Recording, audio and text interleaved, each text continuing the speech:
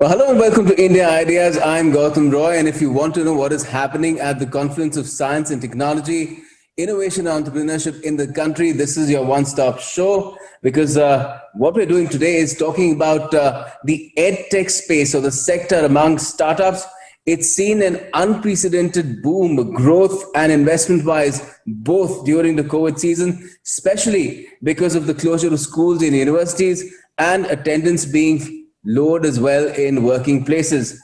Now, India has the second highest number of edtech companies in the world, and the estimated market is growing from anywhere between 39% to 52% CAGR, and it's expected to be a $10 billion market by 2025. That's how huge it's going to be. Now, what does this mean for the country in terms of its needs and aspirations is what we're talking about with three representatives of the industry today. I'm referring to it as an industry now.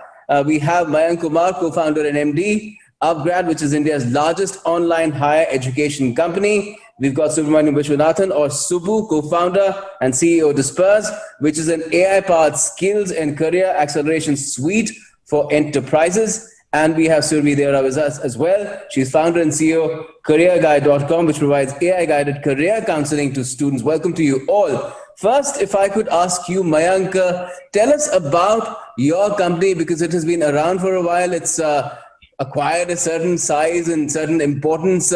Just tell us about the journey in the first place.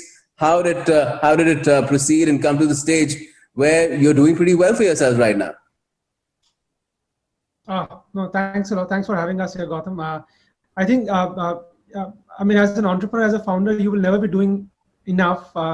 You always have that sort of push and willingness to sort of do what's beyond there.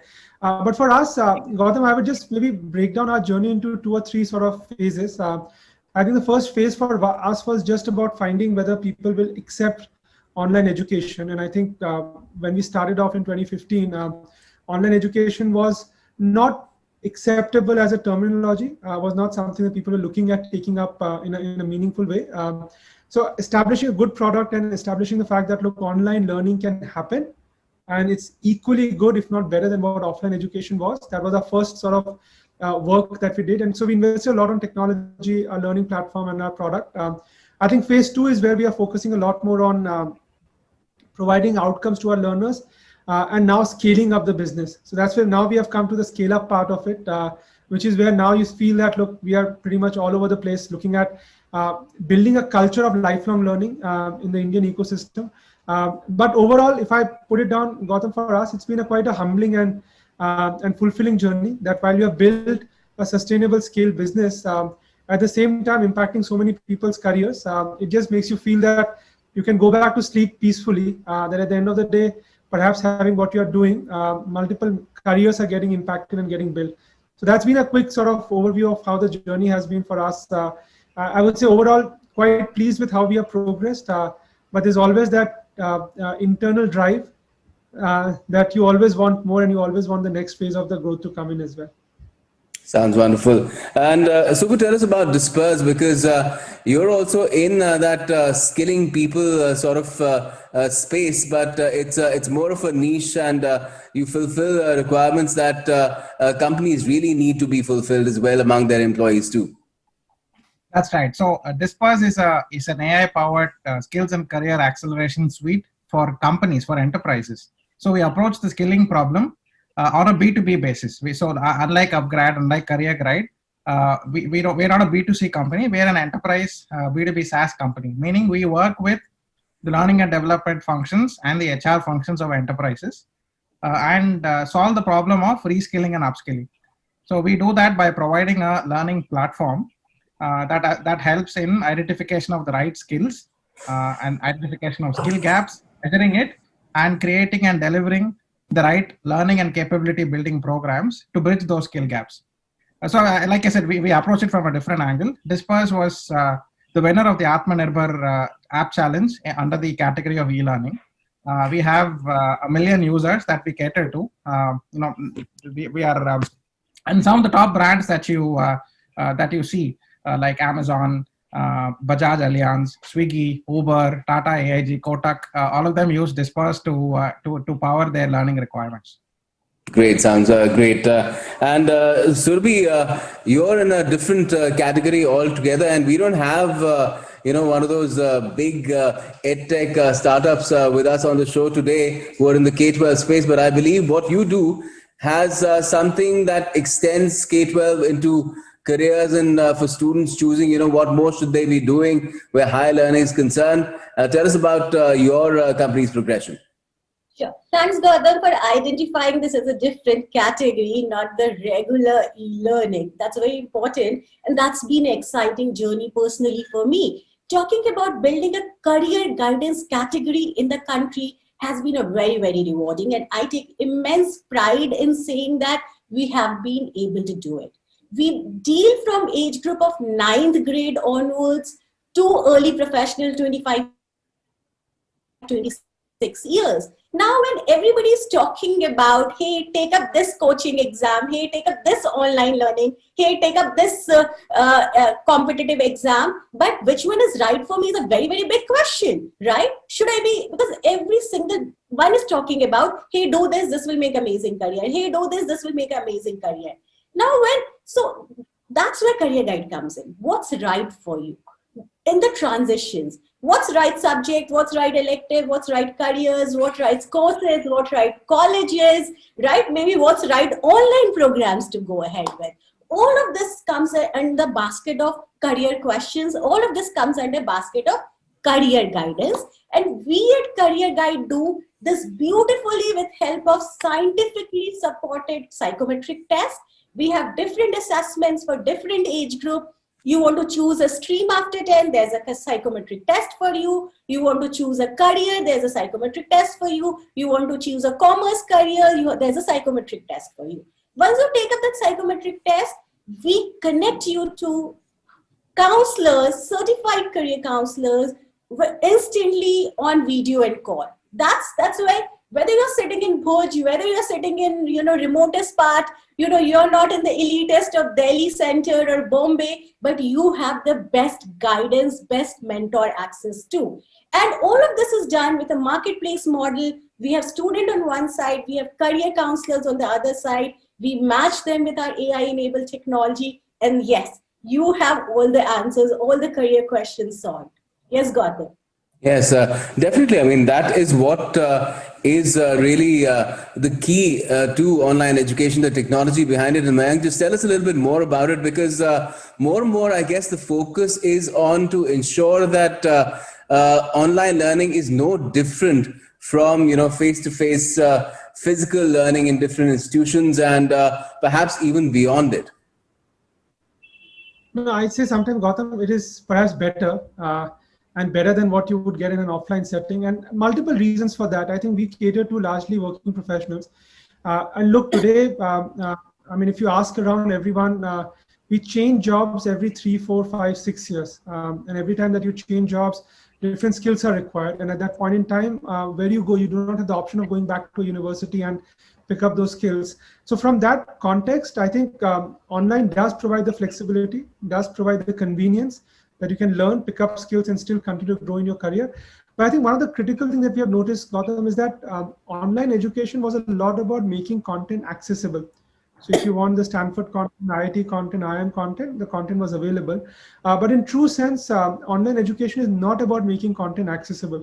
That's the job of a library. Online education is about delivering outcome and helping people move up in the career. And I think today, as we sit, what gives us the most satisfaction is when we see someone who was on a career break for 7, 8 years, finding a job, coming back again. Someone who was in Navy, has never gone to a formal education, has always done distance education, getting one of the lead data scientists in one of the largest OTT technology platforms. Someone who did not get a job out of campus is now getting calls from Google, Uber, and Amazon in the US, which people from the best institution die to get into. I think the career impact, where people are seeing significant change in their salary, where people are changing significant difference in their jobs, in the careers that they're doing, it means that they have a very different life cycle in the future. They go for a different vacation, they manage a different education for their kids, they get better health support for their parents. That change that is happening is not something that the country is used to, because we always feel online education is about learning some content and that's it. But when it's leading to career outcomes and tangible impact in someone's career, people are seeing it in a very different light, that it could be as good and perhaps better than what offline education is about. No, definitely, and it can be an engine, can't it, Subbu, of reskilling people as well, which is what even Prime Minister Modi keeps talking about. That we need the best skilled people in the country, especially who are in tune with the technological changes that are going on, because a lot of the conventional jobs and a lot of the conventional careers will be completely disrupted, and they are being already completely disrupted. And this is perhaps the best, most efficient way of ensuring that people don't lose jobs, and there are more jobs that are created. Absolutely. And at Disperse, the reason we take the reason why we take the employer approach, which is reskill via the employer, is because the employer has the biggest influence on a learner's time. If the learning is done formally by the L&D department digitally, and sometimes in partnership with companies like Upgrad, then we have the best chance of that learning actually happens. So that's the reason we approach it from from the company's angle. Mm-hmm. And in terms of how you help different people choose their career paths as well as what they want to study further, Surbi, what kind of instruments do you use that are technology based that basically tells you what they're best oriented for and to how to take their careers forward? Yeah, you're right, Gotham. Because we end up thinking that career guidance or such questions are more of a gut feeling or a marks-based driven thing. Oh, you got X marks in maths, then maybe you should go ahead with this. But very important thing is that the very scientific, across the world, there are scientific tools and instruments which comes into place. And I mentioned in one of my earlier conversation, one of the very, very important tools is psychometric tools. These psychometric tests are validated, standardized, reliable assessments based on psychological parameters, which gauges interest and aptitude of an individual, of a professional, and gives them an indicator. Hey, out of 1,000 career options, how about you start moving in this direction, right? You sound creative. Your inclination looks more imaginative, creative, artistic. Hey, look, there's a program in media and entertainment. Why don't you try that? There should be, maybe you should try a hand or internships into, maybe try an internship with AYV, audio video technology. So these are the very important tools. In fact, we at Career Guide do not start any counseling session or any guidance session without this tool. This is a standard, and this also standardizes the entire process, right? So if a student sitting in Patna talks to Surbi, or if a student sitting in Dharavi talks to another counselor, right? They both have the similar outcome, because the analysis is not based on my gut feeling of a career counselor or some random questions thrown through, but it's a very standardized process, Gotham. Right. Now, Mayank, education is a space which is very wide, and there are different range of edtech startups in the country as well. What to speak of the world? At least 5 different categories, starting from K-12 to even those that provide software to run educational institutions. Now, in terms of policy initiatives of the government, there has been a lot of work on startups per se. But where do you think the government needs to perhaps do more? Where edtech itself is concerned, it's a huge market. It's seen huge investments even in this phase, the COVID phase, perhaps the second highest next to health sector. No, I think I personally feel, Gautam, that the government does enough. It's for us as entrepreneurs to pick up and pivot that and build on top of that. If you actually look at in the last few weeks or months or at least few quarters, government has taken very specific initiatives, and national education policy was a great one in that regard, where they said, there are 3-4 things that came out very clearly. One was about the credit bank. So in India, not many people know that even after 12th, a lot of people start their first year in education and in undergrad program or bachelor's program, but then they drop off either to become a sales agent or to become a delivery boy, or to sort of end up working on informal or formal economy in that context. The credit bank allows people to continue their education even longer. That's been a very, very positive step that the government had taken with the NEP coming in. Two, government is now exploring within colleges and universities, moving online proportion from 20% to 40%. 40% of your learning you do online. And that's a huge, huge shift from what I think all of us went through our education system for when we did not have access to those kind of quality of education. And then finally, online degree coming in play. It is going to open up a very different market.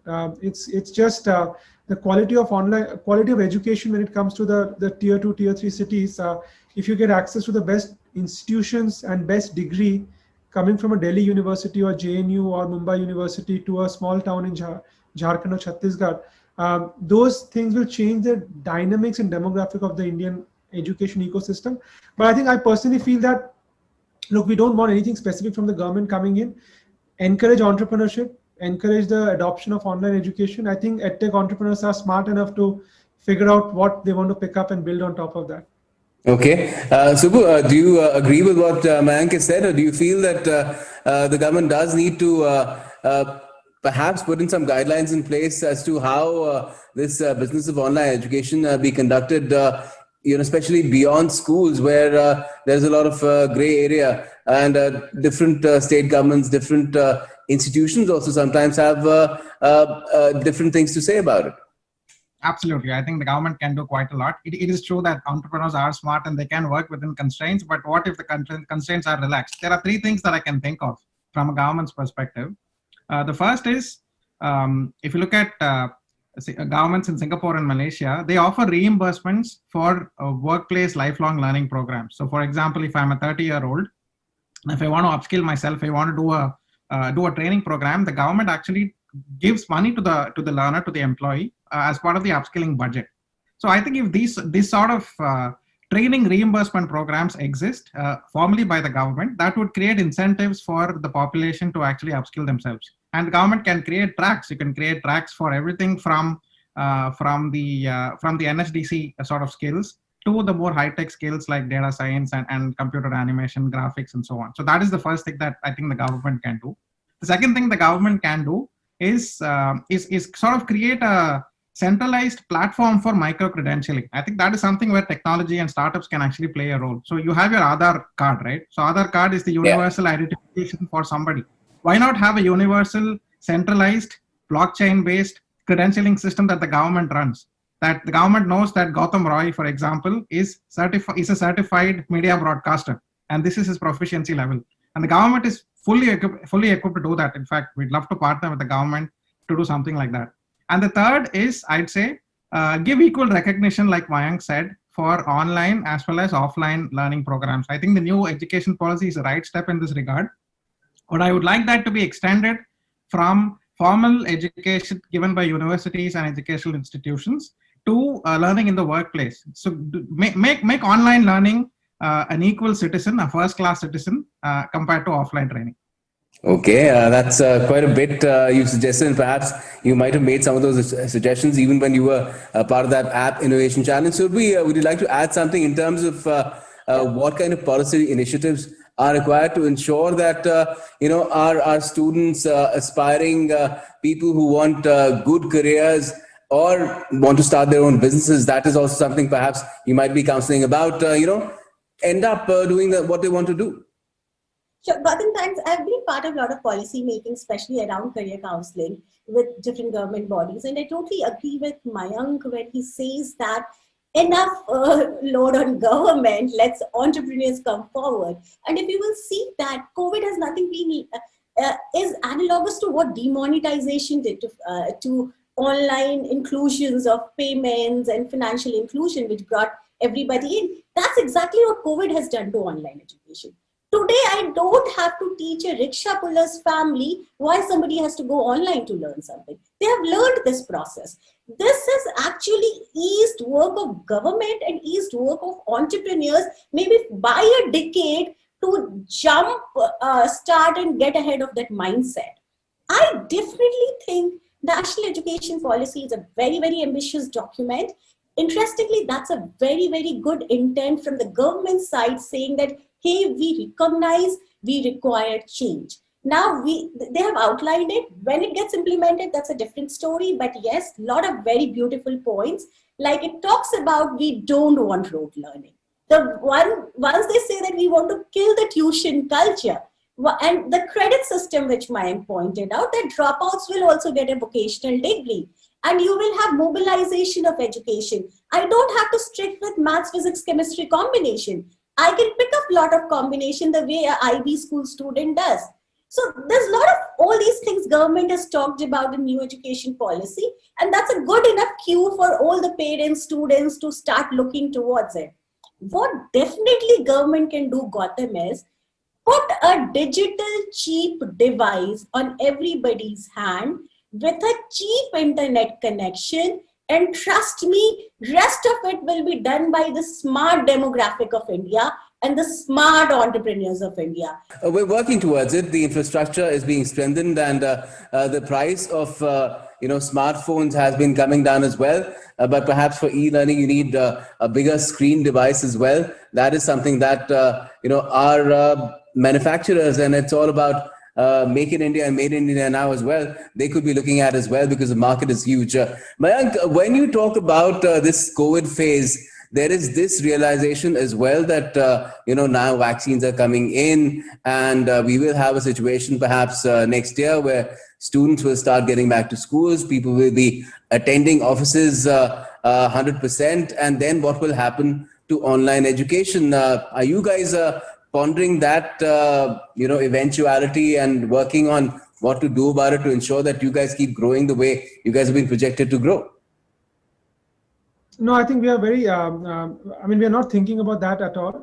I think we believe that the good part that Gotham COVID did, I don't think that for our sector, which is adult professional learning, it was not an inflection point, but it was definitely a very strong tailwind. Because for a lot of professionals, while online became center stage, it was not that they were moving from offline to online, because they were not going to any place. They were coming online at the first place. Two, job insecurity was pretty high in the professional ecosystem, where they did not know whether jobs will stay or not. So willingness to invest and put in the dollars on learning was not there enough. Now cut to when we get to things opening up and vaccination coming in. I think the good part that we have done is the amount of time it would have taken for building of credibility of online education, which in my mind would have taken 2 to 3 years, happen in 2 to 3 months. Yes. And that credibility building is going to sustain. And I think tomorrow, when someone sees the results coming out from online program and says, look, why do I go to an offline institution where there again I will get a 40, 50, 60, 100% hike, while I can do online and still continue to get the same outcome and save on the money of lost salary. So I think we have demonstrated enough to prove that online education is here to stay. There are certain things inevitable, Gotham. I see it as that way, that it's a tsunami waiting to happen. It may not happen like a tsunami. It may happen like a nice wave coming in. But online education is definitely here to stay. COVID, not COVID. It's been accelerated, and the acceleration momentum will continue even after economy opens up. Mm-hmm. Is that your perspective as well, Subbu? Do you see that online education is here to stay and grow even when you have physical institutions, and it will not be a scenario, or it may well be a scenario where, like they're saying, brick and mortar stores are being replaced by digital transactions? Is that something that you see happening in the case of EdTech as well? Absolutely. I'll give you the workplace perspective. For us, like Mayank said, COVID-19 was sort of the trigger point for digital transformations to take place in companies. For us, digital transformation was the story that every chief digital officer or the chief information officer was talking about, where more of the business is done online, and I'm talking about staff. If you look at a typical L&D budget, learning and development budget of companies, about 60% of that was spent on face-to-face training programs. And now, thanks to COVID, there is the inclination to actually do that online, either in a self-paced, learn at your own pace format, or in live virtual sessions such as these. I think that's here to stay. Now that companies and HR and L&D heads are starting to see the benefits of online training, and they believe that they can also be effective. Of course, I don't see it entirely being completely online. I think all those projections about the fact that we'll all work remotely forever, or there won't be any face-to-face meetings ever, I think all that is a little bit of a hype. I think we will reach a new normal, which is a hybrid. So you will certainly not have as many face-to-face interactions for training in the corporate world as you had before. I think that will come down substantially, and the amount of online training interactions that you will have will go up substantially. It'll be a different equilibrium, and this time the equilibrium will be tilted in favor of online training. Okay. Now, Surabhi, the thing is that we have established, I guess, through the course of the program that online education is here to stay. And a lot of people have gotten into the space in this phase as well, the COVID phase as well. Like I mentioned at the start, that India is second largest where EdTech is concerned in terms of the number of companies, but the number is around 4,450, 4,500. But a lot of them keep shutting down as well.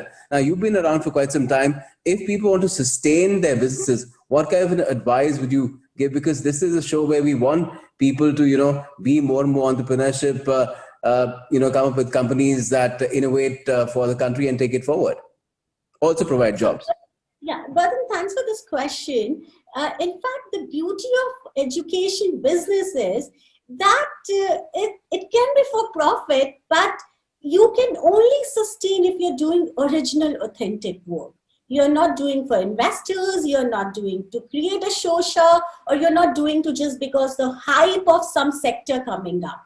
Unlike, e-commerce, people are putting in money, everybody wants it, let me set it up. It's not possible in education space to build like that. You need to be genuine enough to deliver a product or a service or learning and driven with an outcome. And content. The content. So just not the content, but the outcome driven out of it. So there has to be genuinity of it. You just cannot buy and plug in and sell. So you cannot have a content gatherers and aggregate it and just sell it. It has to have a genuine purpose, genuine outcome to it. So it's not just money game. It's also the outcome intent driven. That's very important. So that's one of the reasons you see there are universities who would have put in a lot of money, but still they don't fill seats. That's because the outcome driven, right?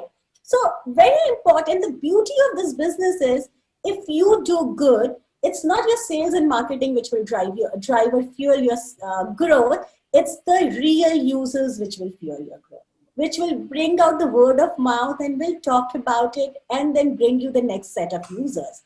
That's when you create the critical mass. That's where you sustain. It's not about selling a phone on an e-commerce site. When entrepreneurs who's getting into edtech space, they understand this. It's not about sourcing from this manufacturing industry, sourcing this from China and building and gathering a technology and a team and build it up. That won't work. Put up a genuine product, put up a genuine delivery, put up a genuine outcome, be genuinely interested in growth of your candidate, of your student, of your user, and you will survive, you will sustain, and you will grow. Gotham, that's from my side. Yes, that really takes user experience to another level. One will really have to apply oneself to make a success if one wants to be in the edtech sector. And that's what we learn as things grow. So will the country, and we will make progress collectively. Thanks a lot for joining India Ideas today to talk about your experience and what others can also derive from that. Thanks a lot. Thank you very much. Thanks for having us.